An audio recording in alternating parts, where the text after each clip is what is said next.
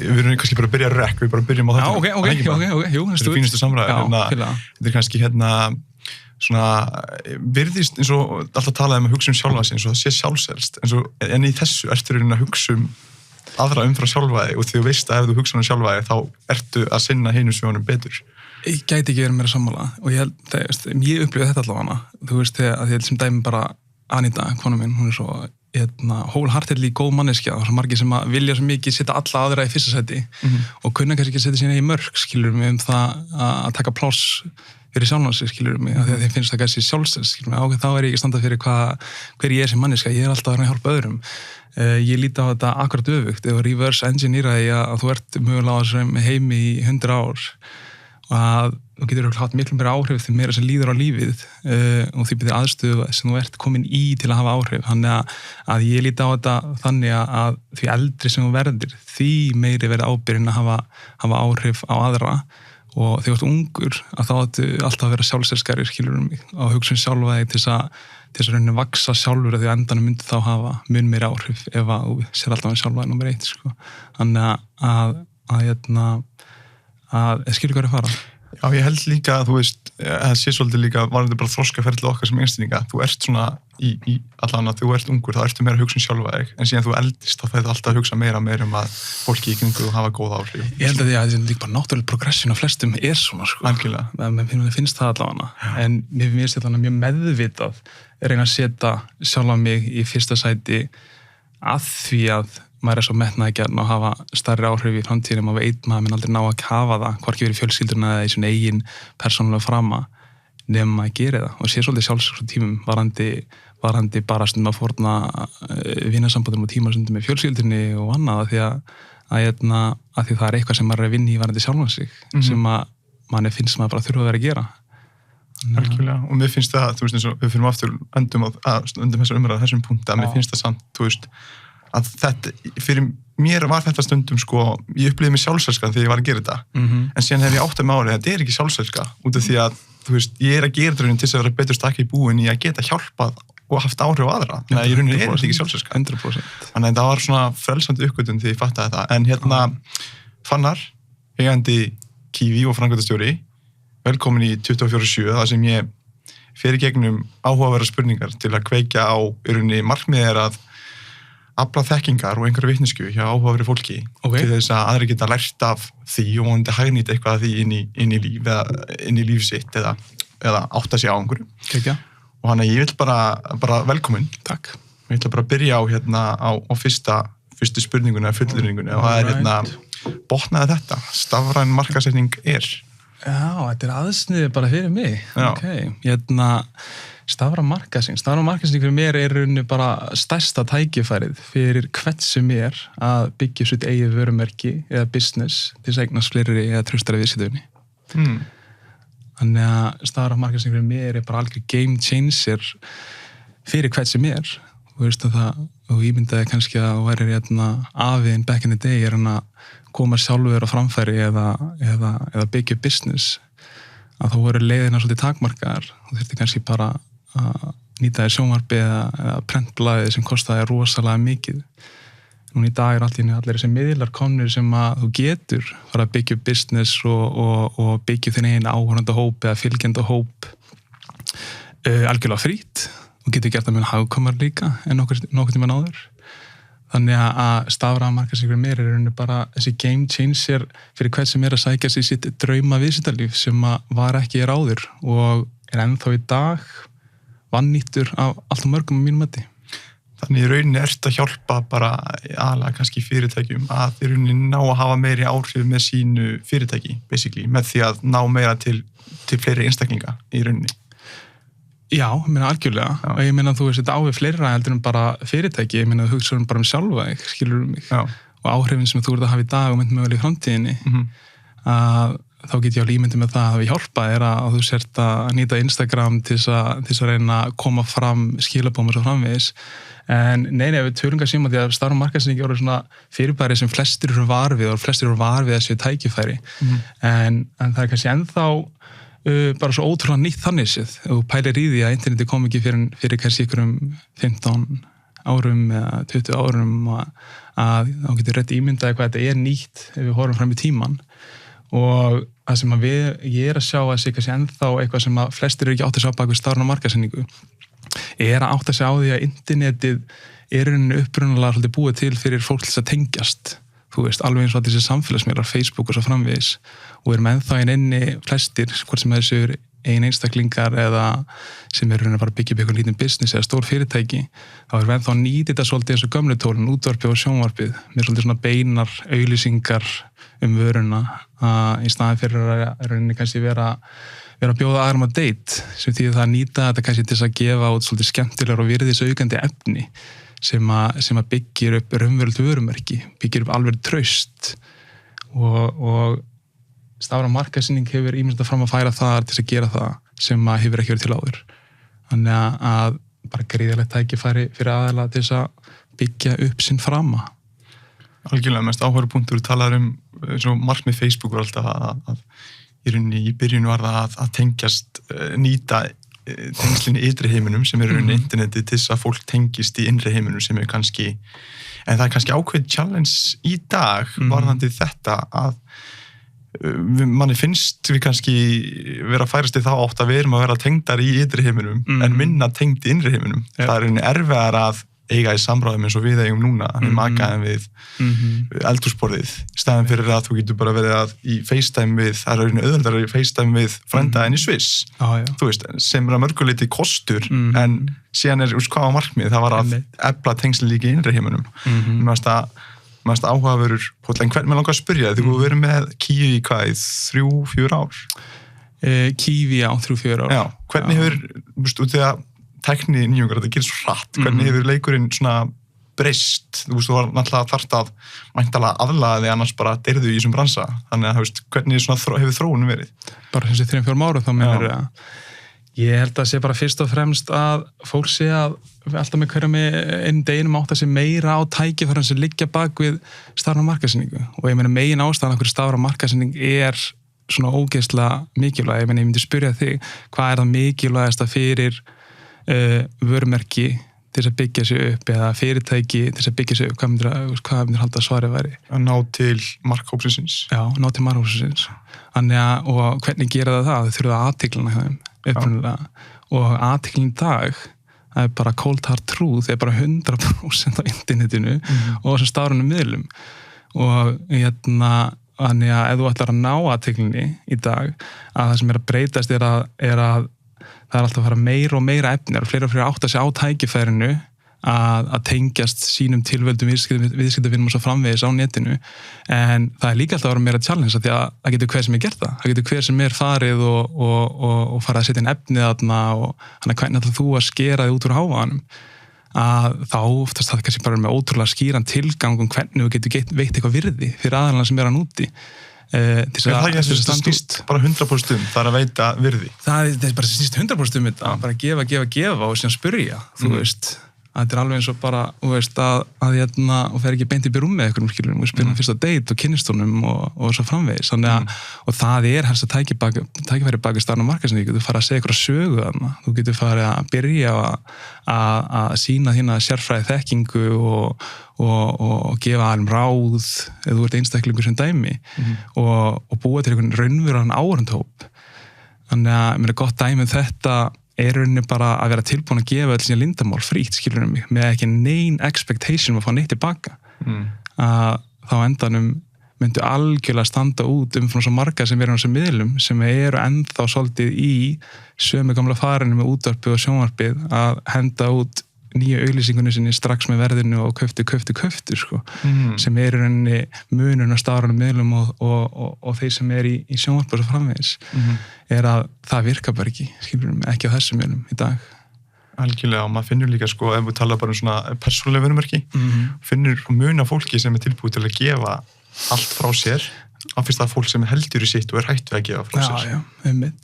En ég einmitt á því að þú gefur að þá farðu alltaf tilbaka, þú veist, og þá alltaf að uppfæra contentið, basically. Já, ég meina gott dæmi þetta, ég meina horfir sem dæmi bara á kokkar eru snillíkar í þessu og hvað sem það er gert að meðvitað ekki og tekur bara eitthvað eins og hvern sem Jamie Oliver eða Gordon Ramsay, allir þessi gæjar sem hafa byggt upp bara einhver empire í kringum sem eigið persónulega vörumerki.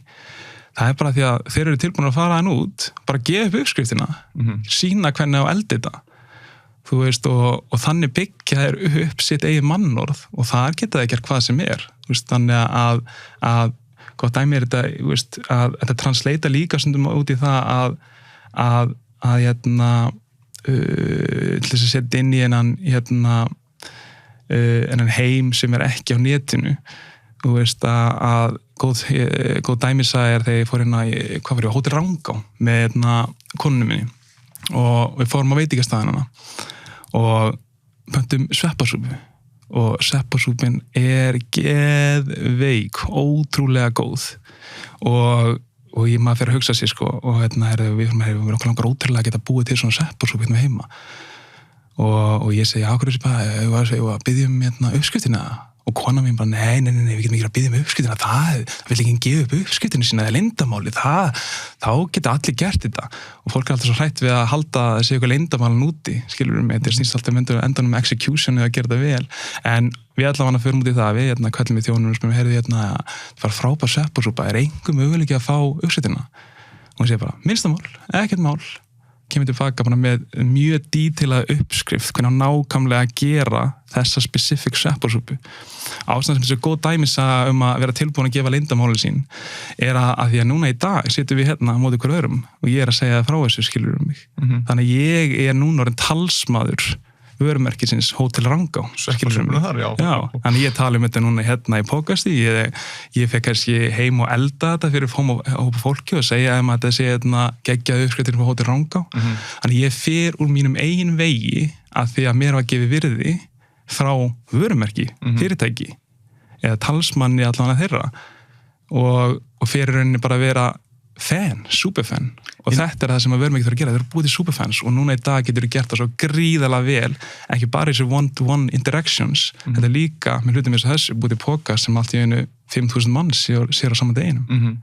Á móti því kemur, hefur beðið uppskriftina, hún sagði sagt, nei, við gefum ekki uppskriftina, þá eru ekki að tala þetta og þá eru ekki búin að prófa uppskriftina. Nei, og ég hef mögulega bara ekkert farið aftur, núna get ég ekki beðið til næsta tæki að fara að Hótel Rangá með sveppasúpuna. Og þess að geggju þjónusinni. Allir að fara að fanga. Já, allan daginn. Ég ekkert sponsorar eða eitthvað á Hótel Rangá, þetta er bara góð dæmis að við erum Þið halda að vera að vinna náða með henni Kíví. Nýta textin. Var inn í samningnum að tala þetta í podcast. En já, höldum áfram. Okay. Hvað misskilur fólk við þig? Hvað fólk til að halda þig sem ekki einfaldlega rétt? Hvað misskilur fólk við þig? Þetta er geggjur spurning maður. Þú fílaði þetta. Það sem fólk misskilur við mig örugglega það sem við vorum svolítið að tala að ég sé mögulega kannski ekki eins mikil félagsvera því að ég kannski gef mér ekki eins mikil tíma með vinum og fjölskyldum og ég myndi vilja gera að ég skila bara, þú veist, ég var með eitthvað skýrt mission, eitthvað skýra tilgangi, eitthvað svona að gera að þá áttar líka bara ég verða að fórna einhverju skilur mig. Þannig að ætla ég sé ekki kannski bara fyrst og fremst það að fólk haldi stundum að ég sé minni félagsvera en ég og stundum haldi kannski stundum fólk að ég sé mögulega svolítið latur í hlutum sem tengjast ekki business og svo framvegis að því ég virði tíma minn svo ógeðslega mikið. Þannig ég læriði eitt fyrir nokkuð löngu síðan og það var það bara að setja virði á bara tímakaupa sjálfa þig og ákveða bara hvers virði þinn eigin tími og aldrei gera neitt sem að þú metur ekki þessi virði, skilur mig. Þannig að fólk heldur kannski að sem dæmi að ég sé latur að því að við fáum konu heim til okkar til þess að taka til heim með okkur í klukkutíma á viku. Það enga veginn, það bara því að hún gera miklu betur en ég, skilur mig, og ég verði tími meira en að vera stundum að þrífa og svo framvegis, skilur mig. Þetta svo góð pæling, því að eins og gamli skólinn talar um að gera allt sjálfur og pappar okkar eru að hrista hausinn, en með þetta því að tími er kannski okkar mikilvægast auðlindi. Ég heyrði reyndar að athygli var jafnvel mikilvægari tími þegar þú getur sóað tíma með að veita einhverju öðru athygli. Mátið beita þetta í öðru spjalli. En þú segir, þú ert greinilega búin að vera að setja tíma en eitthvað ákveðið. Staðinn fyrir að þú setja þrífa heima hjá þér í hálftíma eða klukkutíma eða 2 tíma, þá delegetur því á einhvern annan og þá getur þú verið með orkuna þína í tilgangin eða í jafnvel fjölskyldina eða eitthvað svoleiðis. Exactly. Þetta er góður punktur, en varðandi svona svo vini og hefur kannski minni tíma í vini, ég veit ekki hvort það sé þannig. Hefur það sem ekki verið líka kannski erfitt að fórna því, fattar það mig? Bara ógeðslega erfitt skilurðu mig, að því að ég meina, og að því að ég kemur Breiðholtinu og kemur svona 20-25 manna stóru vinahóp, allt bara snillingar og hrópar og dýrka eða tímaði með öllum. Þannig að ég hef einhvern veginn svona, kannski reynda að selja sjálfum mér það, að ég sé bara þannig að ég þarf bara, 1, 2, 3 mjög góða vini sem að ég er tíma með og tróði þeim inn í businessin sem ég reynda að finna leið til að fá þá svo ég fái þetta. Þannig að ómaður þetta held ég þessi það mikilvægt fyrir mér að ég reynda að fara úr vegi mínum að hafa vini mína í kringum tilgangun á businessin sem ég er að reka svo ég fái það. Því ég veit að ég mun ekki sinna því að gefa tíman í það út frá því þessum gríðarlega hvöt sem ég hef sem er rauninni kannski byggist bara á því að vera að gera eitthvað sem ég elska á hverjum einasta degi og svo var við það hvað mikið hvati þar og hvað mikið tími fer í það sko. Þannig að þú er svona nýtt, þú er slegið 2 flugur einu höggi með því að fá bestu vinina með þér. Já, kona mín er komin líka inn af því að ég get ekki aldrei balansað þetta persónalíf og fjölskyldulífi, sko. Það er búið að þjappa þetta í eina. Já. Og ég er að gefa sjálfum mig nóg mikið kredit. Þetta eru bara svo ótrúlega frábæra einstaklingar að þeir hafa alltaf líka komið til mín bara og vera ítendir að koma og hjálpa með það sem þeir eru að gera, sko. Þannig að þetta er ekki ég að algjörlega að sannfara þau bara að koma og að ég er svo frábær, sko. Algjörlega, og þetta er svona kannski sumir, maður heyrir alltaf eitthvað svona ekki blanda vini við business, mér finnst áhverð að heila þína pælingar núna kannski það. En það er bara mesta vitleið sem ég heyrt að minni. Þú veist, þannig að sko, þetta er bara spurningum að setja skýr mörk þegar að venture eða ferlagi byrjar, skilur mig. En á endanum, sko, það sem snýst þetta mig, þegar þú ert að byggja upp teimi, þá viltu hafa fólk sem er investið í því sem þú ert að reyna að gera, skilur mig, og þú gera það sjálfsögðu bara með því að vera með fyrirtæki sem er með ótrúlega skýran tilgang, skýrt mission, það sé ekki bara keyrt á einhverjum tölum og svo framvegis, en ég meina þú ert með góðan vin sem að þú skilur ótrúlega vel styrkleikana og veikleikana bakvið og hann er ótrúlega investið í því að vilja hjálpa þér að þá mun það alltaf og mín reynsla er svo að þessi vinir sem hafa komið inn í þetta ferðalag með mér og konar mér og svona eru langmest áhrifvaldanir og það er ekkert skota að þeirra starfsmenn fyrirtækisins sem er allir frábæri eins og stanir í dag en þau eru bara tilbúin að taka hluti lengra með þér, skilur mig. Þannig að, en spurningin er bara að þú eru náttúrulega áttið á því, er þessi viniðinir eða partner annað sem kemur inn í business með þér, eru þau líka að koma inn á réttum fórsetum og eru þau skýr með okkur þau vilja gera það, skilur mig. Þannig að það þarf að vera skýr frá byrjun, þannig að þú geti gefið þeim það sem þau vilja, að þessi koma aldrei moment það sem einhver aðeins sé ósáttur af því að það var ekkert alltaf borðin frá byrjun, sko. Þannig að það er mikilvægast í þessu, þannig að geta hlutið farið á röngu hliðina að vera með í business vinni sem alveg örglega, ég hef ekki upplifað það hingað til, skilur mig, þannig að og þannig að fyrst og þessi punktar svo það gangi vel, sko. Algjörlega, mjög góða punktar. Síðasta þáttaserja sem hámhorfum elskar þér? Ég hef engan tíma til að horfa okkur þáttaserju lengur með þér, en nei, ég alltaf var algjör movie buff og elskaði þætti og annað, þannig að einu sem ég gerði á yngri var bara að horfa á það því ég ætlaði bara að vera kvikmyndaleikstjóri og annað. Þannig að tíminn hefur farið minn í það. Síðasta þáttarserja sem ég horfði sem ég elskaði, ætlaði hef ekki bara verið Last Dance, sko. Bara því að það er svo ógeðislega mann að sjá þess að sögu stærri, sko. Maður man eftir þessu, þetta var svolítið nostalgía þegar maður var yngri og þannig að líkt þér að þá alltaf væri mikið í íþróttum og svo framvegis og maður var alltaf að finna sér einhvern aðeila sem maður gett hort til sem var alltaf fór einhvern lengra sem þorði að taka skotið þannig að annars getur ekki hitt, sko. Og Michael Jordan alltaf bara var alltaf fyrir mér svolítið íkon þar en maður átti að segja á því bara hvað mikið í gangi baka tjöldin, sko. Og hversu mikil snillingur Phil Jackson var varandi bara að samin á hóp og erfiða karakter á tímum og svo framvegis, þannig að mér fannst það bara ótrúlega interesting að hlusta og horfa á þetta, sko. Hvað er þetta þinn úti þegar við spiljum alltaf móti hverjum öðrum í fótbolta nokkuð sinnum og Ég held ég sé mér síður hluti hérna, Hvað segirðu? ég held ég hafi unnað þig oftar en þú hefur unnað Já, ég meina 100% sko.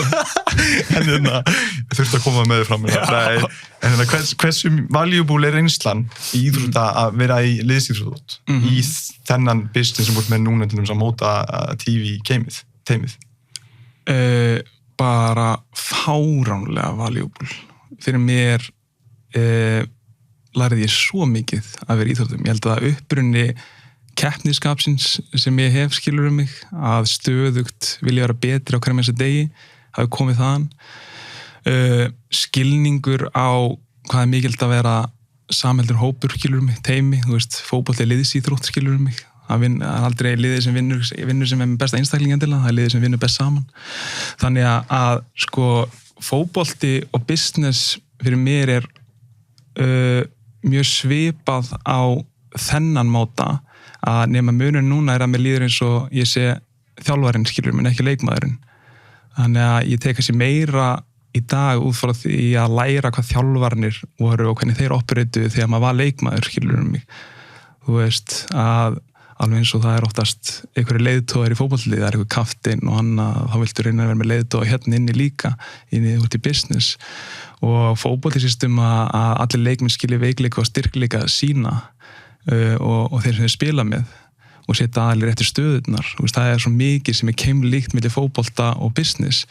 Það sem ekki sé stærsti munurinn er að fótbolti er endanlegur leikur, hann er 90 mínútur, hann klárast annarkvort lið sem á keppnimóti sigrar eða vinnur eða jafntefli. Eins og ég horf á business þá er það óendanlegur leikur, skilur mig. Og það er alltaf margir í business sem horfa á business sem endanlegur leik. Þeir eru í leiknum til að sigra. Þeir eru að sigra competition í þessu framvegis. Er það munurinn á því að þeir hugsa meira short term gains heldur en long term? Munurinn á þessu að business sé óendalegur og að sé leikur sem þú sigrar? Já, munurinn fyrir mér er rauninni kannski sá að þegar þú ert í fótbolta og sérstaklega á flestum liðum annað, þá snýst þetta rosa mikið að vinna, skilur mig. Það snýst að sigra, þú ert að vinna deildina, skilur mig, sem hópur, skilur mig. Það er oftast bara markmiði. Og eins og ég horf á business, að þá held ég að sé ennþá rosa margir stjórnendur sem skilja ekki alveg leikinn sem þeir í að mínum mati, að þeir eru að reyna að sigra samkenna, reyna að sigra eitthvað, reyna að ná einhverju svona arbeitið í tölu markmiði, skilur, einhverju loka takmarki sem ef við finnst business ekki snúast neittum, skilur mig. Því að þú nærið svo loka takmarki, þá er bara annað takmark sem eldir, basically. Já, ég meina þú veist það sem við á Kíví erum að gera, við erum kannski með mission, við ætlum að vera leiðandi í stafrænu markaðsstarfi, en af hverju? Men af hverju heldur við sem að vera leiðandi í stafrænu markaðsstarfi, ég myndi spyrja þig? Ég myndi halda að til þess að hafa góð áhrif á fólk at the end of the day, veist, í samfloti við fyrirtækin sem eru að vinna með, basically. Bara þess að hafa eins mikil áhrif og við mögulega getum. Við höfum bara að vera áhrifaríkast að við erum ekki landsins og við erum rétt að byrja. Og ég hef bara trúið því að því betri sem við nýtum þetta nýja dæmi sem við byrjar á, stafrænu markaðsendingu, sem ég finnst vera stærsta tækifæri í dag til þess að hafa stærri áhrif, skilur mig. Að því meira sem að við nýtum það til þess að hjálpa vörumerkjum sem gæti bara dottið í gjaldþrot út af COVID núna, skilur mig, því meira sem við hjálpum vörumerkjum að sækjast í að endurspegla sinn tilgang út af við, skilur mig, og hafa meira áhrif. Þannig að þetta er það sem þetta snýstum fyrir okkur, er að challenge að limitið bak við það að eitt teimi getur haft mikil áhrif í gegnum tæknina og að vinna með einstaklingum, sko. Hver er balansin milli þess? Nú er þú stjórnandi og leiðtogi, þú veist, við tökum fótboltalíkinguna, þá við tökum kannski Jörgen Klopp, þá hann, virðist að vera vinur leikmennina, en líka nær einhvern veginn að vera stjórnandi virðist vera, og kannski svolítið öðru sér stjórna fyrirtæki heldur en að leiða fyrirtæki, kannski stjórnandi átt að vinna með ákveðna ferla og verkefni og svona, kannski svona ákveðin markmið kannski eitthvað svo leiðis, en það er ákveðin lista að leiða, þú veist, hvernig, og þess að horfum maður kannski á Jose Mourinho, maður hugsa kannski að hann er meiri stjórnandi heldur en leiðtogi, þannig að hvernig kannski spurningin minn er svo, hefurðu pælt eitthvað í þessari línu, hversu mikið leiðtogi hvað þess stjórnandi að þú skilur hvert ég er að fara? Já, nefnir 100%, ég pæli rosa mikið þess að þegar mér finnst mitt main priority í dag er að veita þessum aðal sem er að taka þátt í þessu journey í umhverju sem þið þurfa. Þannig að fólk segir oft sko þegar það er spurt fyrirtæki hvað er þitt helsta priority og tala leiðtoga og þeir segja bara viðskiptavinurinn okkar. Og ég spyr, í alvöru, viðskiptavinurinn okkar? Þannig að viðskiptavinurinn okkar eru mikilvægir starfsmenni sem er að taka þátt í þessu með þér. Þannig að ég er ekki að segja að viðskiptavinurinn séu ótrúlega mikilvægir. en það eru starfsmenn allir sem taka þátt í businessinu sem eru að endurspegla hvað vörumerki eru og stendur fyrir og svo framvegis. Þannig að starfsmennin verða að vera priority nummer 1 og að leiða fyrir mér náttúrulega bara journey sem að ég, hvað er ég með, eitthvað 5-6 ára reynslu í. Þú eftir að vera miklu meira og skilningun á hvað það að vera leiðtogi, það vex bara með hver mennsta deginum. En fyrir mér það bara nummer 1, þú verður að leyfa öðrum að hafa áhrif á þig, þá eru aðeilin á móti miklu opnari fyrir að leyfa þér að hafa áhrif á hann. Ef skilur hvað að fara. Þannig að þetta mentality að vera leiðtoginn sem að þykist alltaf vita allt og segir allt, skilur mig eins og það sé bara svart og hvít og ekki tilbúin að hlusta eða leyfa öðrum að hafa áhrif á þína sín, það eru verstu leiðtogarnir í mínum mati.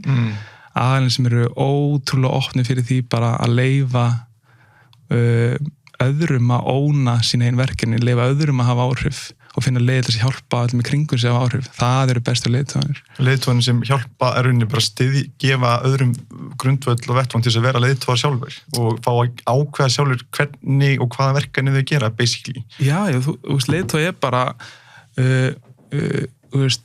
er ekki stöðugildi. Ekki stöðugildi að vera leiðtogi. Ekki þetta er rétt það sem ég segi og þú bara gera þetta og þetta er bara svona ógnar stjórnun sem kemur þar kannski. Ég meina það getur alveg virkað, það er fullt af aðeins sem hafa gert þetta, skilur mig, maður heyrti eitthvað aðeins Steve Jobs hafi svolítið verið svona leiðtogi og alveg leiðir til þess að vera ótrúlega effektiv leiðtogi en mér finnst það bara ekki rétta leiðin, skilur mig. Þannig að fyrir mér er góð leiðtogi bara sem er ótrúlega góður að hafa áhrif á aðra og því meira sem þú leyfir öðrum að hafa áhrif á þig sem leiðtogi, því opnari verða þau fyrir að taka á móti því sem þú ert að segja. Þannig að þegar aðili kemur með eitthvað verkefni að þá er þessi fyrsta og stærstu mistöki sem aðili gera er sem leiðtogar, þeir fara alltaf í micromanaging móti, skilur mig. Þannig að vilja stjórna öllu og þú veist að kemur eitthvað verkefni sem er tækifæri, það kemur eitthvað áskorun sem er tækifæri fyrir einhvern sem er undir þér, myndir til að starfsmaður til að leysa, til að óna það og koma með lausnina og taka það áfram og allt og margir, jável þú veist svarið við þessu sem leiðtogi, þú veist svarið við sem dæmi bara, herðu, hvernig eigum við að bara fara að hækka tekjurnar okkar í þjónustusamningunum sem við höfum og ég kannski bara með einhver lausn á því. En ef ég er ekki þjónustustjórinn, þá ætla ég ekki að fara að segja honum nákvæmlega að gera. Ég ætla að leyfa honum að finna út úr því, komið til og laust, leyfa að taka það áfram og við frekar að lendi í því það er klikki og svo getum við rætt það ok, hvað gerum við núna? Þannig að þá mun hann óna það og upplifa eins og sem miklu að hann sjálfur sé að hafa miklu meira áhrif og þar að leiðandi mun hann vera öflugri starfsmæður til framtíðar. Já, þetta er svo góð nálgun líka að starfsfólk, þeir sem þú vinnur með fá líka innri hvatningu á að gera hluti sem maður að gera, staðin fyrir að segja þau séu að gera bara því það var sagt að gera hlutin. En mér finnst svona skilgreiningin mín á leiðtogi er að sjá möguleika í fólki, hvað býr í þeim og gera allt í mínu valdi til þess að virkja þá möguleika þess að þeir verði þeir einstaklingar sem ég geta orðið. Það er svona mín skilgreining á leiðtogahæfni. Já, algjörlega og ég meina ég held að það er margir sem kannski átta sig ekki á einu sem mér finnst allavega klárlega að vera er að góðu leiðtogi byrjar að hafa áhrif á sjálfan sig. Þú veist, þú getur aldrei að vera góðu leiðtogi nema að læra að hafa áhrif á sjálfan þig fyrst, skilur mig. Það kemur svolítið inn á þetta að setja sjálfan sig í fyrsta sæti og svo framvegis. Að þú setja í lagi í rauninni svo þú getur delivera á getur verið til staða fyrir aðra og fengið það besta á öðru fólki. 100%. Það er mjög áhugavert. Næsta spurning, hvað heldur ykkur hérna? Já, endilega. Uppáhalds matur, þessi er einföld. Þetta er super simpul. Þetta er ekki bara djúpt. Nei, ég fíla þetta. Uppáhalds matur, það er bara mjög simpul. Það er bara medium rare steak og rauðvín, Já. Þannig að ég drekk ekki mikið rauðvín standalone og ég borða ekki mikið að steik standalone en saman, það er eitthvað við þetta Já, en hvort annað gerir stundina ennþá betri að matur ennþá betri Já, þú veist, og ég reynir líka bara að nýta þetta, mér finnst mikilvægt að þegar hluti ganga vel, að þú velunni sjálfa þig Þannig að ég elska mat sem eru hann að matur eru bara vesen, skilurum, ég er akkurat öfugt, ég elska mat Já, 100%, þannig að mín helstu velun er bara að þegar eitthvað gengur vel eða annað, þá velunni með góður steik og rauðvín, Já, eitt kvót sem Svili segir oft, það er if you want something to grow, pour champagne on it, Já, Þannig að fagna allir sem í litlu og stóru sigurum, Já, ég er bara ótrúlega mikilvægt, skilurum mig. Algjörlega. næsta spurning, Já, fljóta með þessa. Gefa okkur dæmi augnablik úr daglegu lífi sem gefur ánægju. Vá, ég geti sett ansi mikið hérna, sko. Við erum alltaf búin að covera aðeins það að ég upplifa alltaf ánægju þegar ég fer á mótnana og hreyfi mér, skilur mig. Og sömuleiðis ef ég gef mér tíma í einhverja þakklætisæfingar og reyna að setja hluti í perspektíf og svo framvegis. En ég meina, akkurat núna í daglegu lífi tengist það bara 100% krökkunum mínum, skilur mig, tímanum sem ég get eitt með þeim.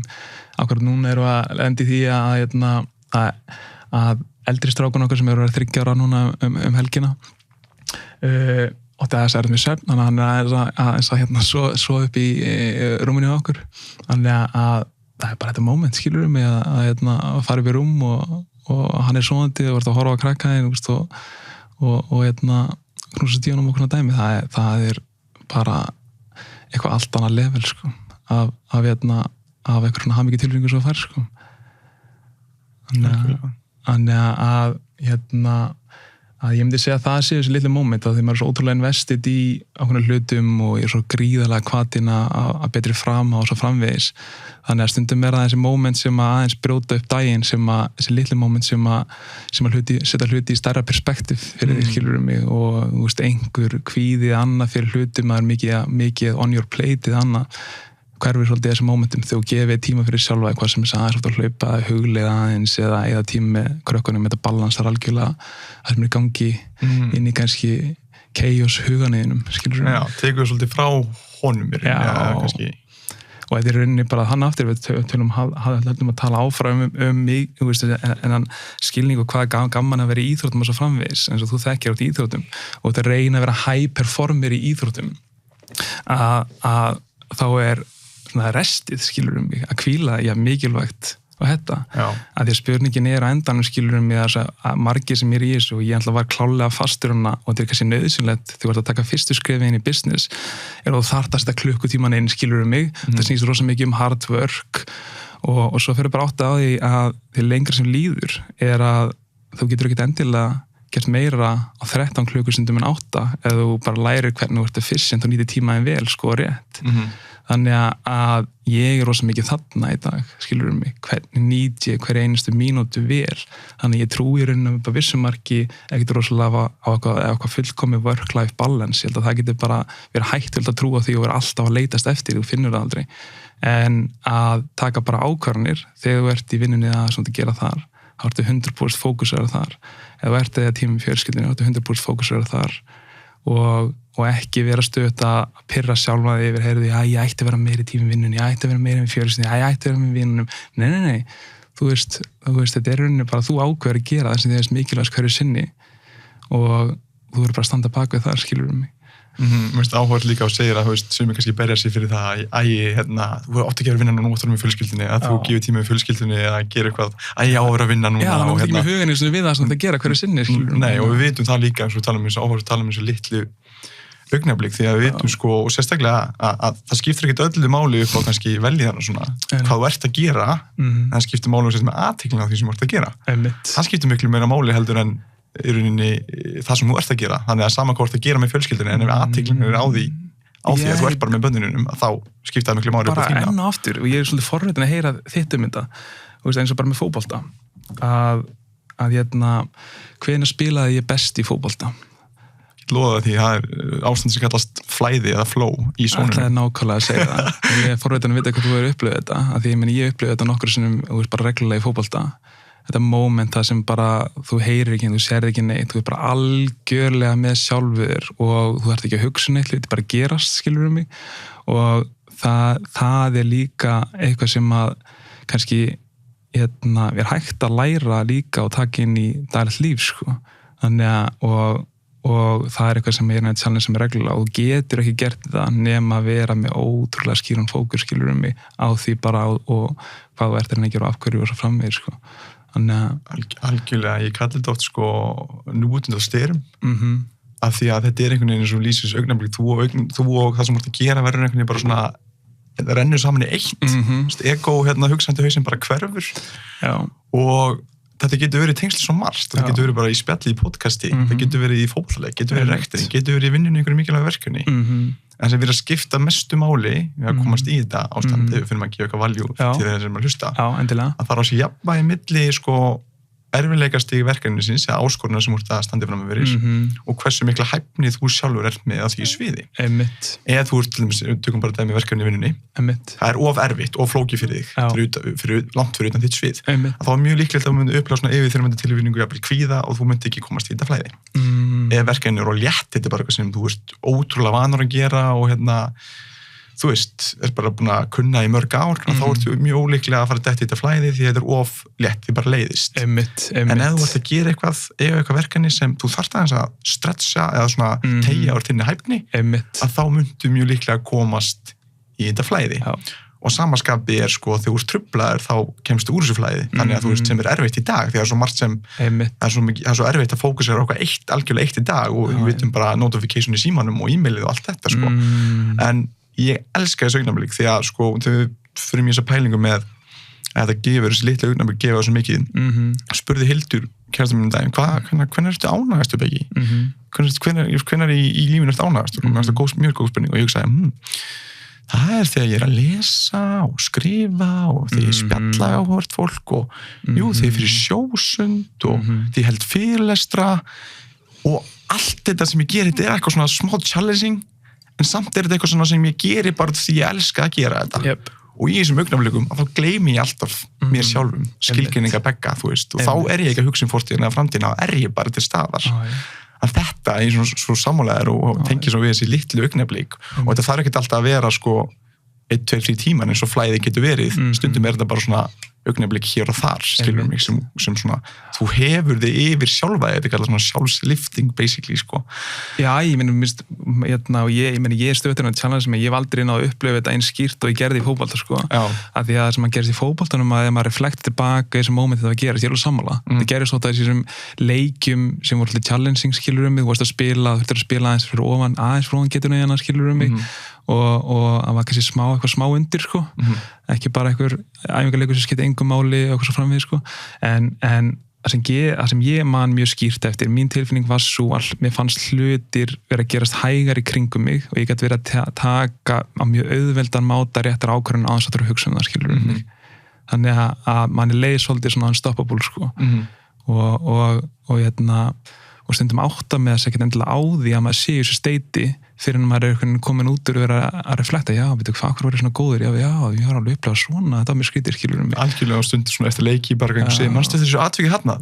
Nei, ég man ekki eftir því sko, en samt var það kannski bara eitthvað risastórt atviki í leiknum sko. En ég get lofa þér, þið voru pott fundið bara að flesti finna þegar þetta í þetta steit, þegar þið eru eins og í fótbolta, að þá þegar þú komst í þetta ástand, þá varstu örugglega að spila á þinni bestu getu. Það er ansi líklegt. En þetta er allavega þetta er risastórt konsept í jákvæðri sálfræði og svona augnablik gefa lífinu rosalega mikið. Þannig ég mæli með að sækja þau sko. Hörðu, hvað er á náttborðinu hjá þér? Það er bara mjög simpúl, það er bara risastórt vasklas og því miður ennþá síminn minn. Ég er að koma honum einhvern veginn út sko, en ég er ennþá að nota sem vekjaraklukku, þannig að ég hef hann ennþá hann inni. Ok. Hvað, vasklas er það til að tjöka fyrir svefnin? Já, því mér kemur aftur inn á að ég hef oft heyrt að þessi hrikalega slæmt að drekka ótrúlega mikið réttan fyrir svo. Svo vaknar ofta pissar. Já, en ég er bara svo lélugur stundum að gleyma mér að drekka ekki nægilega mikið vatni við daginn, þannig að ég meita samt betra að tjöka stundum 1 glas til þess allan að vera ekki dehydrated fyrir daginn eftir, sko. Þannig að ég er raunilega bara að koma þess að staða sem ég er ekki með neitt, sko. En þessi vasklasi þá er það á Q fyrir þegar þú ert að drekka vatn árunni fyrir svo? Ég held sem meira svona Q, að því að ég er enn að temja með það að vera kannski með einhvað sem svo ég muni betur og kannski mjög tísur mig, svo ég muni reglulega að drekka vatni við daginn, að því að hefur gríðlega áhrif bara orkustíð og svo framvegis, skilur mig. Þannig en ég er ekki komið ánga, þannig ég er alltaf með þetta risastóra glas til þess að minnum allan að drekka eitthvað vatna þegar ég gera ekki eftir kannski busy dag, þannig að þá vaknaði ekki eins ferska daginn eftir, sko. Ég veldi fyrir mig hvort þú gætir einhvern veginn, sko, nota þetta cue á til dæmis bara þegar þú vaknar og væri þá með glasið á einhverju stað sem myndi sjá það eða hendi vinnunni eða það væri eitthvað cue þar, sko. Já, en það náttúrulega bara fyrst sem ég ger alltaf hverjum minnsta mótni, bara fyrir og drekk ristótt vasklas, sko. Það bara hann ekki neitt annað, sko. Vatnið gott maður. Ok, það sími og vatn, bæði eitthvað sem challenge að laga. 100%.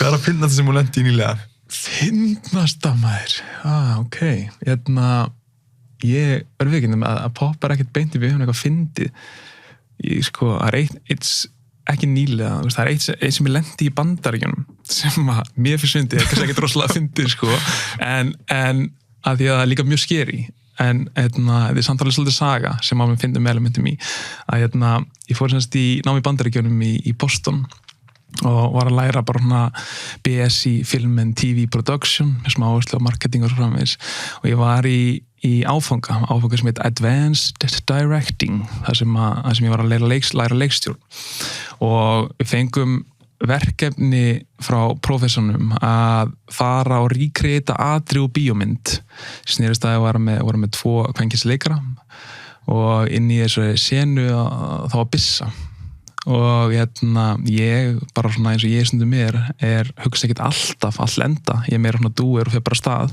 þeir bara geggja tækifæri, ég ætla að impressa prófessorinn minn og ég þekkti strák sem að var félaga mér hana í þessum skóla, hann hafði svona ótrúlega flotta fake byssu, skilur mig og ég fæ hann að lána og svo svona hugsaði ég ætla bara að drífa mig strax ég var að taka þetta upp, þannig ég ákvað bara að gera þetta í svona dormatory byggingunni sem við erum með, svona stór bygging þar sem að fólk er að vinna, fólk að þrífa og svo framvegis og við förum bara og enn og aftur verandi dúir sem er svona keir hlutin á stað að ákveði að vera alltaf heimskur, ég bið ekki leyfi að taka upp þessa senu inn í einu svona public bathroom sem er þarna og ég held að viti kannski hvað er að fara með þetta og við byrjum bara að taka upp og við erum bara að taka upp þessa senu og þetta sýnst bara að það er ákveði action í gangi milli þessa einstaklinga og það er byssan volda svo framvið og svo allt í einu bara, við erum svona hálfnum með senuna að þá kemur inn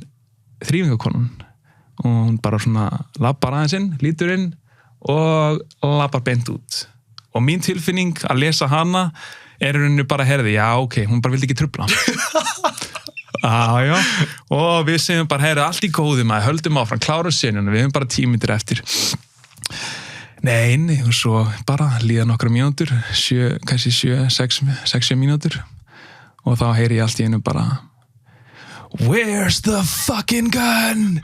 Where's the gun?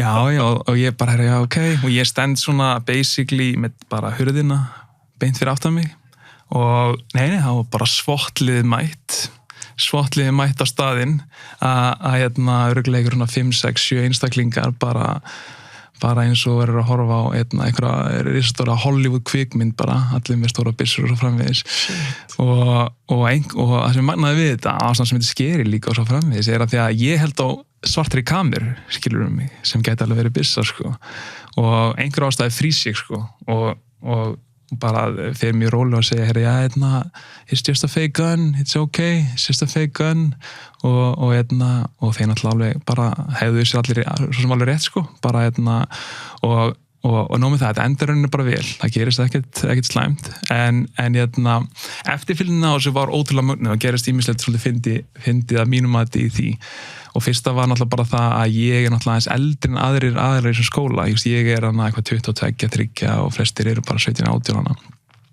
og ég sá alltaf munin á að vera Íslendingur og ekki að því að í þessu tilviki að til að byrja með fær pabbi minn símtal frá skólanum skilur mig sem að því að sem að hann í rauninni pabbi minn bara að var látið að vita þetta gerði sem að bara svona lendi þessu og pabbi minn alltaf bara hann lítið bara mig sem bara sjálfstæðan einstakling 23 og hann alltaf bara já, flott, geggjað við erum drullið saman, takk en eftirfylgna það svo magna því að vera í Íslandi munurinn af því að vera í Íslandi og úti er að hlutir svo miklu stærri á öllum sviðum í Bandaríkjunum alveg frá því að spila fótboltaleik bara fyrir einhvern háskóla það sem bara með cheerleaders og 5.000 manns fyrir fram að alveg við líka svona hluti eitthvað svona gerist af því þessu tilviki að þá fór þetta rosa langt, þetta var rosa stórt mál innan skólans, af því að ég fórum hana fyrir framan hæst settu aðila í skólanum sem kallast að fara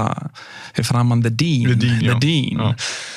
Og við þrjú förum hana og ég náttúrulega, þú veist, eins og ég stundur svolítið bara kaldur og rólegur yfir hlutunum, skilur mig, ég á scholarshipi og rólegur meðan kannski stelpunar eru kannski investið í að borga þetta fáránlega fí sem það kostar allt í að læra og vera í skóla, einhver, þú veist, $20-30 á önni eða eitthvað, sko.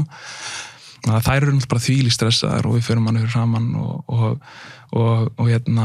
og þurfum að útskýra bara okkur og segja hversu sorry við erum yfir þessu og svo framvegis, skilur mig, og þurfum bara að gefa okkur tíma að kynna það og mér að þær gera það og gera það náttúrulega bara mjög vel og svolítið emotionally, sko, og svo ég náttúrulega stundum svona svolítið kannski kaldur, en ég er bara svona að segja útskýra bara, þetta var bara mjög leiðilegt, sérstaklega leiðilegt kannski fyrir lögguna og aðalega sem þetta koma og ég held að vera að fara inn í heilt ástand, sko. Þannig að eftir það þá er það svolítið þannig, sko, að þessi dín sem er svona hæsætti aðalinn í skólanum, sko, horfir á fyrst á eina stelpun og segir bara, já, heyrðu, það er greinilegt að þú ert mjög sorry yfir þessu og við alveg svolítið að þetta verður allt í góðinu á þér og greinilegt að þér líður líka mjög eftir þessu. En þú, ég er ekki að kaupa þér sem eitthvað saman með þetta, sko. Þannig að ég veit hvað finnast sem þetta þannig að þetta var magnað experience sem gaf manni svolítið stóra mynd á hvað Bandaríkin og hvað getur gerst þar frá það að vera Íslandi, sko. Við fyndið bara svona að taka okkur að senin okkur klósiti og síðan bara banka og bara where is the gun? Já, guð minn góður, sko. Þetta er alveg magnað, maður. Þannig að mér finnst að fyndi núna þegar ég reflekta á það, en ég veit ekki að þetta var líka svolítið skeri ekki lent í þessu. Sjá maður, eins og maður veit hvað getur gerst með lögguna og svona svotti í Bandaríkjunum. Já, ég veit ekki betur en að það er mjög nýlega þarna á þessum tímapunkti verið eitthvað mass shooting í þessu skóla, þannig að ég skil fullkomlega að bregða svona við á þessu landi, sko. Þetta er ógeðslega góð saga. Fyndin, hún er náttúrulega fyndin og enda vel og hún er náttúrulega drullu fyndin. Hún er mjög góð. Hvað hélstu einu sinni að væri satt sem þú ert öðru máli í dag? Er eitthvað sem þú ert að aflæra? Þetta er góð spurning, maður. Af því að við byrjum bara á að aflæra. Já, læra eitthvað bara nýtt. Já, af því að mér finnst að til að byrja með þetta er bara ótrúlega mikið. Ég myndi þessu rosalega oft sem maður gerir eitthvað, maður átt að segja með þess að gera ránt og maður mynda þessi einhver habits, skilur mig, sem er ekkert endilega góð. Þannig að stundum þú maður að skilja spytur hvað þarf ég að hætta að gera fyrir ekki hvað þarf ég að bæta við það sem ég er að gera, svo það hafi meira áhrif og svo framvegis. Þannig að hvað helstu einu sem væri satt sem vart á öðru máli í dag? Já, ég ætla að kasta þessu þessi var þig, meina hugsa. Hvað hefur þú lent í þessu, skilur mig? Já.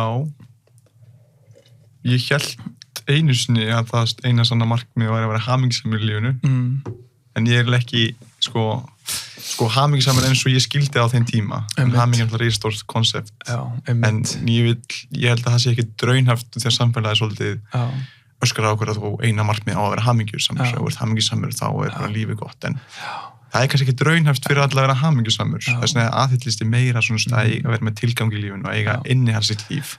Og hamingjan getur komið sem afleiðing basically af því. Þannig ég þurfti svona að aflæra það á ákveðnum tímapunkti. Ég skilji, ég meina þá mitt þetta strax eitt í hug út frá þessu, takk fyrir mér. Ég meina, þú veist, þegar ég var í fótbolta þessum tíma, þá fór ég einu svona í svona questionnaire, sem var eitthvað svona, sem var að spyrja eitthvað, bara, þú veist, ein spurningin var bara, þú veist, hvað er, þú veist, stærsti draumurinn þinn, skilur mig. Og þá var ég svona, þú veist, ég var kannski 15 ára og mínum þetta bara heimskur og á marga máta. Þannig ég var bara með eitthvað kvótina, get rich or die trying, skilur mig. Og sem að mér, fyrir mér representa kannski nákvæmlega það sem að margir lenda í challenge með, skilur mig, er svolítið efna hefur ekki samfélag og mér finnst ofta tíðum eins og við mættum margir, skilur mig, á þess að alhæfa neitt, vera hugrakkari í að raunverulega átt okkur á því að við getum fundið sterkan tilgang í hvað af hverju við erum, hver er ástæðan fyrir þín tilveru, skilur mig, og ef hann er bara peningar, það myndi aldrei upplýða sem hamingi og aðrir sem er með skýra tilgang, sko. Samt eldast megnið af fólki við peninga, frægð, frama. Já, sem stangast svolítið á við hvað í rauninni það gefur fólki, sko. Já, og ég meina það er rauninni, að mínum að það er einn besta leiðin til þess að fá aldrei peninga, er sækjast bara í peninga. Já, það er bara fókusin peningur, eitthvað svoleiðis. En ég hef alltaf svona lært, sko, að því meira sem, sko, það hefur alltaf verið afleiðing af því þegar maður sinnir tilgangnum eða hefur áhrif á annað fólk, þá koma bara tækifæri sem það hefur alltaf verið afleiðing, bara peningar. Það hefur aldrei verið fókusinn nummer 1 hjá mér allavega. Hefur heyrt koncept sem heitir Ikigai? Ikigai, já. Það er að þú samtvinnir unni hvað sem þú er góður í, það sem þú getur unnið í, sem þú er passion fyrir og ég manni hvað fjórða elementi var. Já, mér finnst þetta, við tölum þetta moment, að vera hérna, að því að kom eitt moment, ég var hann ekki ég var bara, ég það peninga og ég ætla kannski bara að vera frægur, ég ætla að vera frægur listamaður eða frægur leikstjóri og svo var alltaf, eða frægur fótboltamaður, ég var þarna og ég held að það verið megin ástæðan að hverju hluti gerðist ekkert svo vel, fyrir mig. Og að kom tímapunktur að sem bara, ég var svolítið í þessum hugsunarhætti og ég fer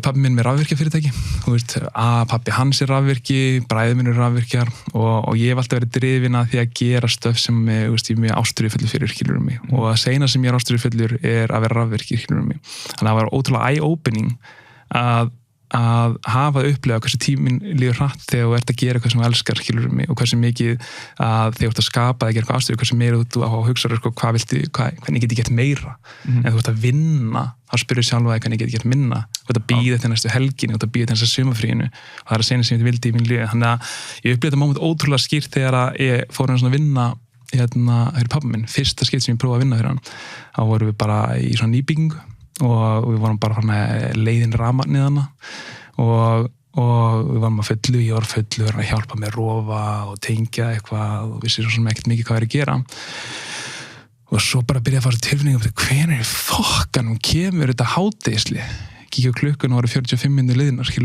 og ég sagði bara, það ég mun aldrei aftur gera neitt svona, núna vaknaði hverjum þess að degi og þannig að setja mig aðstöð að gera eitthvað stöð sem ég elska að gera.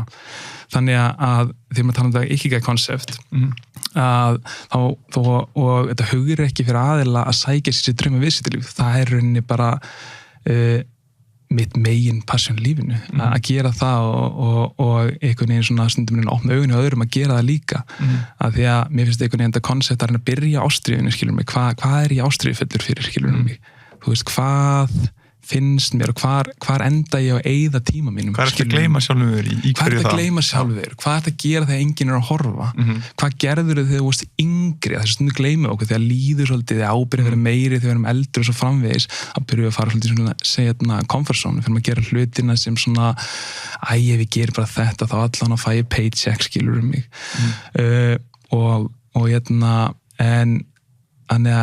Mér finnst ennþá í dag rosa mikið af bara einstaklega sem ég hitti sem eru með ótrúlega, þeir vita alveg hvað er ástríðufullir fyrir annað, en þeir skilja kannski ekki alveg hvernig þeir geta tekið stökki að fara að reyna að gera eitthvað annað, eitthvað nýtt, skilur mig. Og þannig ég challenge alla sem eru þar að kynna þetta koncept Ikigai, af því það er svolítið brilliant á mínum mati.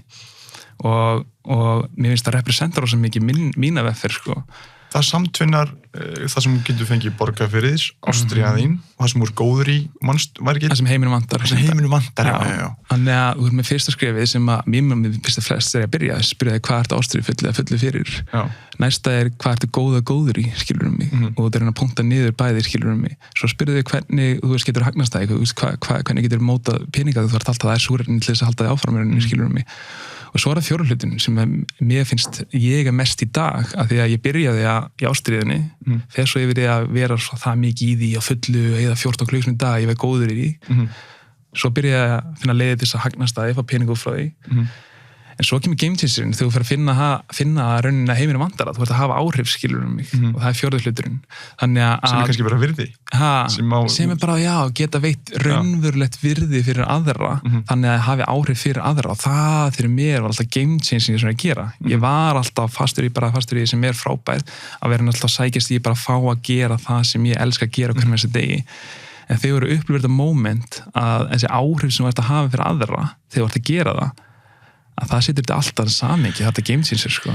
Ég get sagt þér það, ég er mjög lesin til dæmis bara tilgang í lífinu, að því meira sem þú setur fókusin umfram sjálfa þig, eigin hagsmuni, því meira sem þú hefur góð áhrif á aðra, hvort sé annað fólk eða samfélagi eða heiminn, því meiri tilgang í lífinu upplifir. Þetta er kristarklýr, þetta er bara svo skýrt. Og það er svipa konseptinu á Ríkir Kai með heitir hann ekki Phil Collins held ég, þannig að við erum svona konsept sem skrifa From Good to Great. Það er að gera það sem þú hefur ástríðu fyrir, gera það sem þú getur bestur í heimi í, og sem drives your economic engine, eða þessi bara þitt svona fjármagn til þess að lifa á. Þetta er svona smá business model á Ikigai.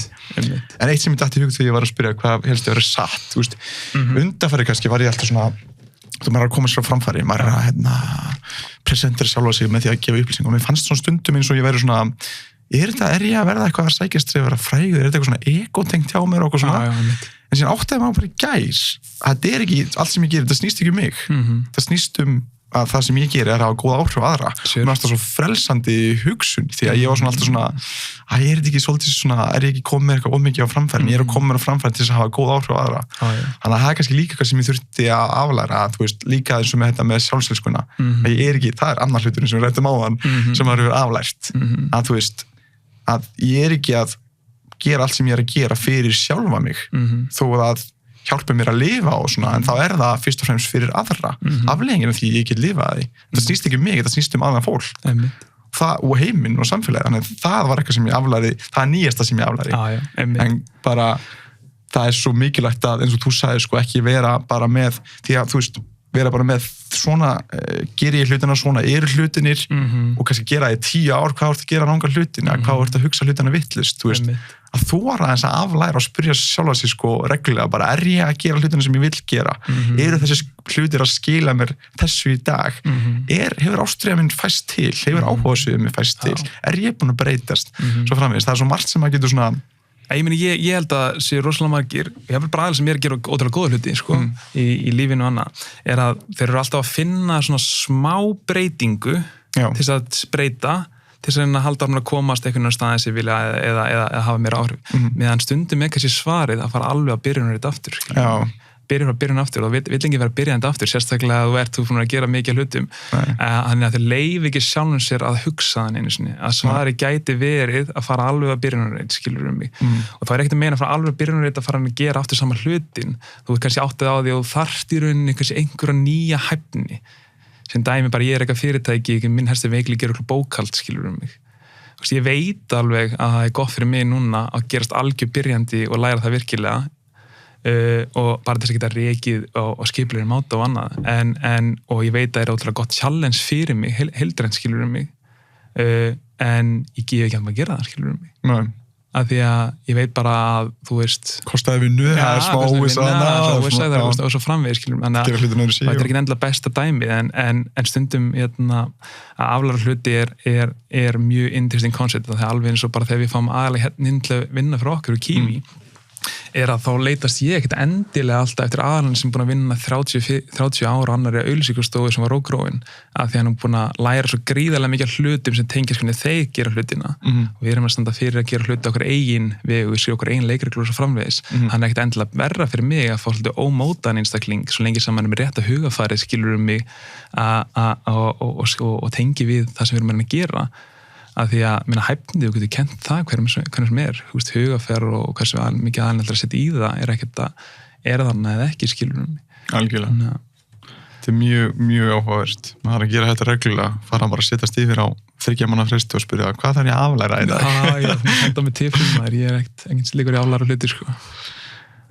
Hver er helsti vendipunktur sem þú voru upplifað í lífinu til þessa? Helsti vendipunktur sem þú upplifað í lífinu til þessa? Ég held því sem búin að snerta þannig sé á nokkrum. Listir einum, nokkrum. Það var kannski þetta moment sem ég tekur henni brákurinn og ég ætla aldrei aftur að, gera ekki neitt sem ég hef ekki passum fyrir, skilur mig. Og ég meina það hljóma kannski djart fyrir sumum, skilur mig, en fyrir mér var það bara ótrúlega liberating. Ég bý í Íslandi, ég er heppinn með gott bakland og góða fjölskyldu, skilur mig.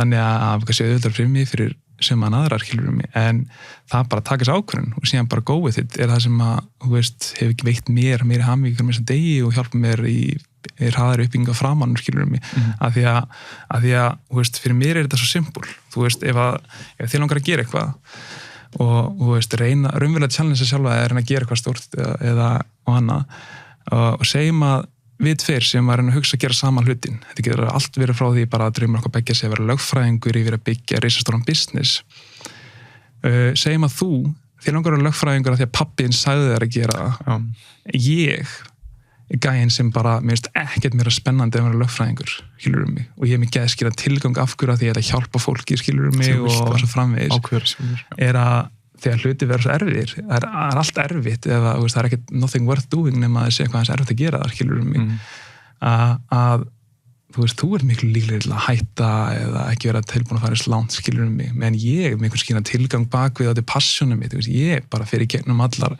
hindranir og brýta niður, skilur mig, býti momentum bara og fer að fylla hraðar, skilur mig, meðan öll svona vandamál og hindranir eru alltaf bara, ég er ekki eins og að gera þetta fyrir sjálf mig, skilur mig.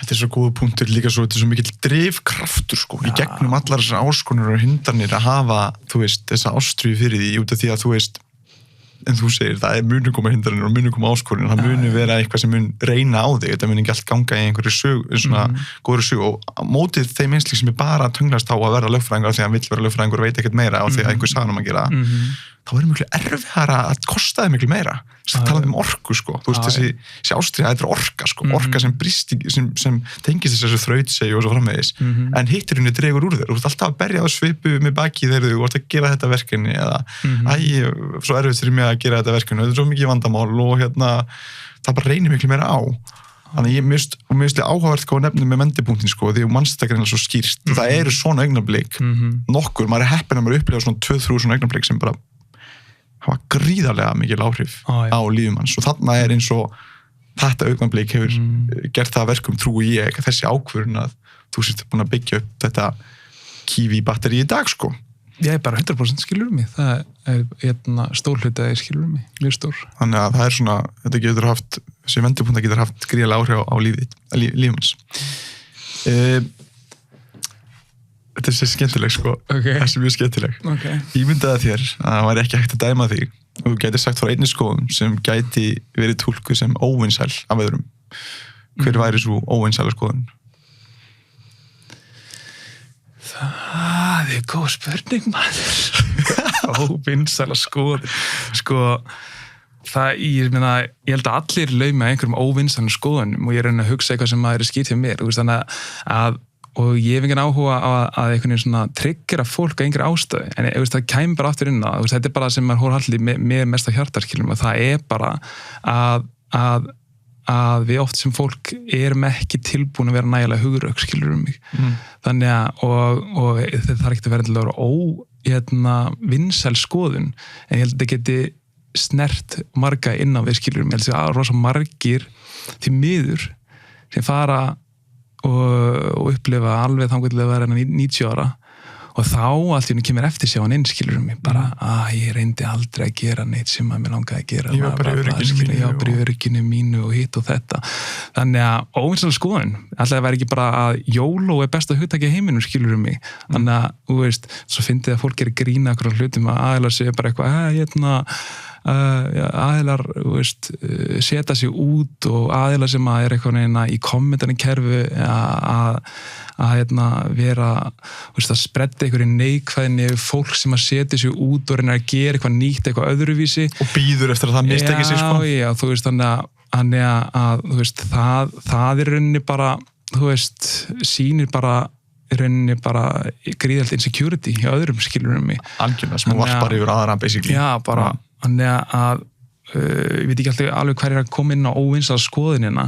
Þetta er óvinsæla skoðun. Já, en mér líður þannig að eins og þetta, þegar maður fer eitthvað að challengea þetta, þá verður þetta fæmarnir svolítið svona feedback tilbaka sem er ekkert endilega jákvæð sem ég skil ekki, skilur mig. Ég held að sé, sko, þú kannski yfir sumur það, þá tala að vera nógu hugrakkur til þess að eldast við það sem þú vilt en ekki halda fast í öryggið og því að það gefur þægindi, basically. En það eru kannski flestir mjög margir í öryggstarfi, fær þínar tekjur og vill kannski vera að gera eitthvað annað, þú heldur í það sem gefur ekki að mig klána Já, og ég meina óvinnslu skoðun getur líka bara verið það að það er svo öll að segja bara, herra, þú ert drifin af peningum, þá er það bara rétt skilur mig. Óvinnslu skoðun getur verið það að ég trúi þess aldrei rétt að vera drifin af peningum. Ég sé alltaf sterkar að vera drifin af ástríðu og skilur tilgang, 100% skilur mig. Og ég held að ástæðan sem er drifin af peningum með að þú eru ekki áttaði á því ennþá að tilgangurinn sem þú getur myndaðir verður sterkari skilur mig. Þannig að óvinnslu skoðun getur verið svo að því miður eru alltaf margir á þeim stað að þeir eru annarkvæmt hræddir hvað öðrum finnst eða outlying forces eða láta stjórnir svo vel í stundum að þessu nánustu að vinum vandamönnum annað sem leiðir til þess að þeir eru að lifa líf annars en ekki síns eigins.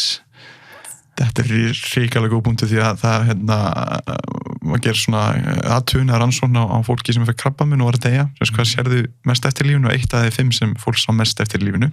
Það var einmitt nákvæmlega sem þú sagðir, að það lifði lífinu á forsendum annara en ekki í sín sjálfs. Og þá eru aftur komin í 90 ára pælinguna að vakna þá og bara hvað er ég búin að vera að gera, skilur mig. En ég held að þetta sé óvinnsluskoðun af því að af hverju fólk er á komandakjörun og dissana fólk sem er að gera að það ógnar eitthvað við það að sjá einstakling sem er með gríðarlega ástríðu og tilgang og veita hvað hann gerir hluti, það ógnar svolítið þeirra lífi í rauninni, það sem þeir eru að gera. Og ég heyrði eitthvað segið, ég man ekki hver að var nákvæmlega, en ég held að allir hafa upplifað það að þeir sjá einhvern sem að þeim líta á sem er svona smá óvinn eða eitthvað skilur mig.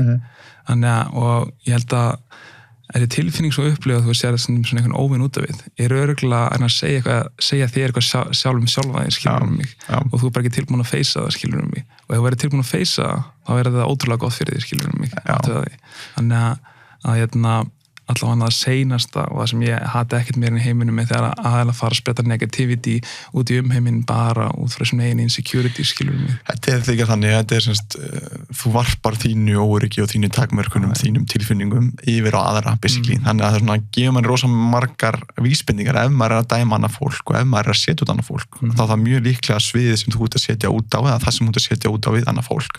Það er eitthvað sem gefur þér upplýsingar að það er eitthvað sem þú ert órugum eða það er eitthvað sem tengist þér issues eða vandamáli við sjálfa þig, sko. En þetta er, ég er ánægður með þessa óvinnslu skoðun. Það er spurningur eftir, ef þú getur veifað törfarsprauta og leyst eitt vandamáli í heiminum í dag, hvað vandamáli er það? COVID búið. Hæ? COVID búið? Nei, það væri auðvelt svar núna, en ég ætla að koma með eitthvað miklu betur en það og ef við getum veifað töfraspota þá væri það í rauninni bara að mitt passion snýst að því að ég var svo var við að fólk eyðir helminginu af lífinu sem það er vakandi í vinnu. Þannig að ég myndi breyta því að allir geti labbað inn í vinnu eða þessi eigin persónulega frama með skýran tilgang og geta upplifað meira hamingju að gera það. Þú veist, kalla það cheesy eða annað. Og geta labbað inn í umhverfi þar sem að, þú veist, þeir í læra nýja hluti, upplifa nýtt motivation sem þau ekki upplifa áður og svo framvegis.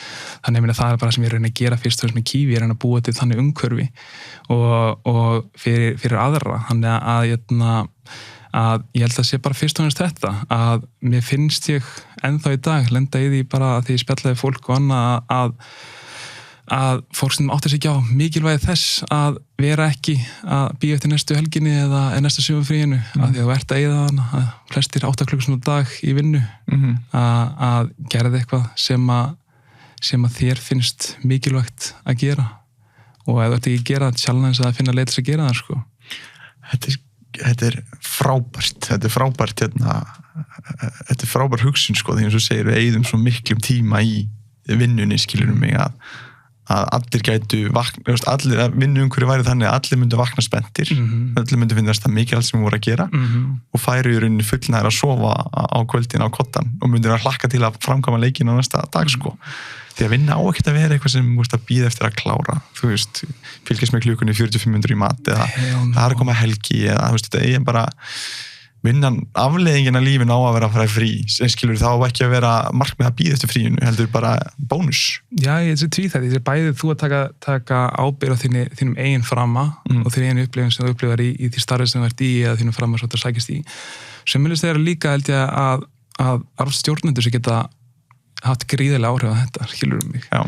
þetta og að setja bara bleimið á alla starfsmenn og annað að það sé ekki mikið kjarka að finna sér eitthvað annað þegar þau vantar kannski bara tónin til að skilja hvernig að gera það er ekkert alltaf svari, stundum þetta kannski bara fyrirtæki sem að fullt á fólki gæti verið uppnefnir með tilgang og áhrif ef að fyrirtæki veri rekið út frá því konsept að skilja af hverju er að gera sem er að gefa og veita bæði allir starfsmennunum tilgang inn í því sem við gera það. Það er ekkert allir sem eiga að vera frumkvöðlar, ekkert allir sem eiga að fara að gera sinna og fara sinna eigin leiðir. Ég meina, það getur bara verið, það er fullt af dagsæts bak við það að sem er ekkert endilega fyrir alla.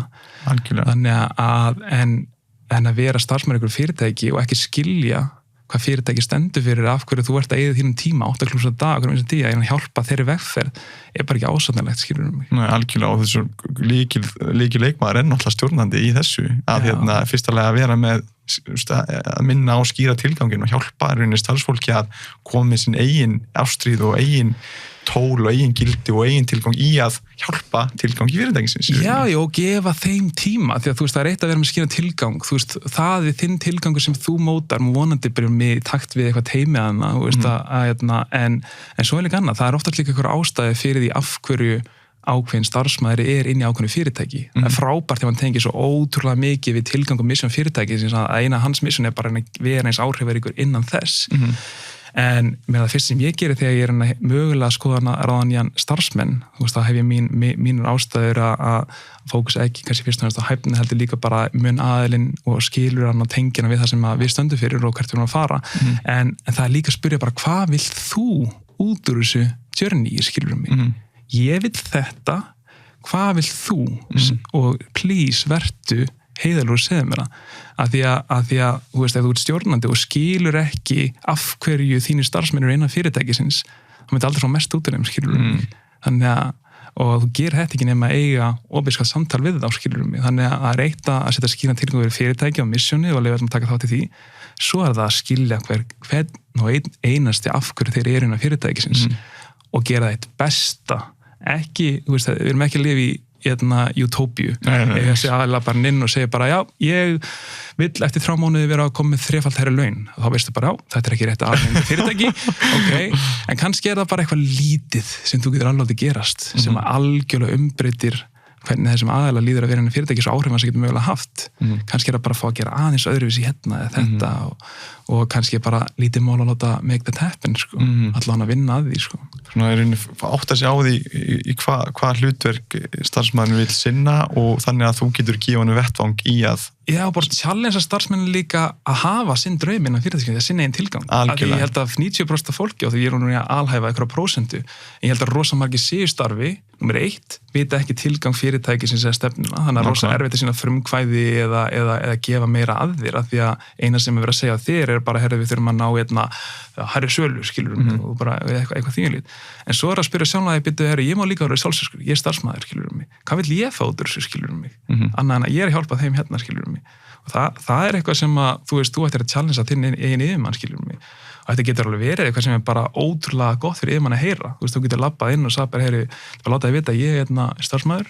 Menna, bara, ef við spólum tilbaka, besta leiðin þess að fá hærri laun með fyrirtæki sem mínum mati er ekki að labba inn, herru, ég vil fá hærri laun. Ég vil fá hærri laun núna.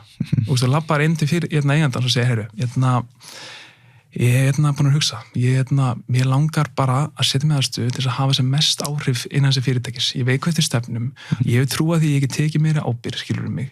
Þannig áður en ég kem með tillögu til þín, getur þú sagt mér hvað þú getur séð fyrir mér að ég geti gert þess að hafa meira áhrif. Já, og ef þessi stjórnandi getur ekki svaraði, þá er þetta, eða allavega hann að gefa sér tíma til að hugsa þá komið tilbaka til þín, þá er þetta ekki rétt stjórnandi fyrir þig, skilur mig.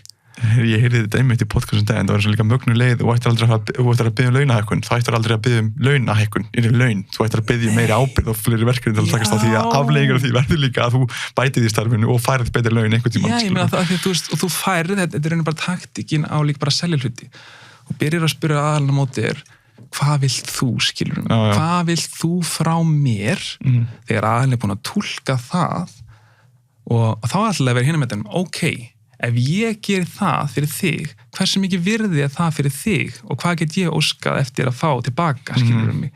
Þannig að það er alltaf margir sem eru bara, herru, ég vil fá þetta, skilur mig. Í staðin fyrir að vera algjörlega uník aðili sem kemur bara, ég ætla bara að fá að skilja hvað þú vilt frá mér. ég ætla að fara og koma með laust til þess að gera það og ef ég geri það, þá vil ég fá þetta, skilur. Og líka nálgast einstakling ekki með því að segja, heldur með því að spyrja, því að áttar hvernig einstaklingar koma og svo framvegis. 100%. Þetta er mjög góð nálgun. Síðast spurningin. Ef mættir einungis koma einu skilaboð að framfara út lífið þitt til annar einstaklinga, hver væri svo skilaboð? Við erum búin að tappa mörgum skilaboðum. Hver væri svo skilaboð? Það væri rauninni bara, það allir með 2 líf og það setna að byrja þegar 8 á breytt. Búm. Það bara hann, þetta kemur frá Confucius. Já, ég hef heyrt þetta. Þetta er bara, já, þetta er mögnuð tilhörnu, sko, að þú áttu því á því átt bara 1 líf þegar þú átt 2 líf og það setna byrja rauninni þú átt að á bara 1. Já, ég menna, algjörlega. Önnur væri bara, þú mun deyja, hvað ætlar að gera í því? Algjörlega. Og þú veist, þannig að challenge sjálfa því að vera bestu okkurna sjálfur að hafa mestu áhrif sem þú getur mögulega haft, sko. Þetta eru frábær lokaorð Fannar, það var yndislegt að fá því í 24/7. Ég vona að þú hafir áttaði á einhverju sem þú vissir ekki að þú vissir og líka að þú bara mjög gaman að tala við þig og gaman að fylgjast með ástöðinni í Kíví og í lífinu. Ekki. Annars bara takk fyrir komuna og gangið vel. Sem er eðisumur.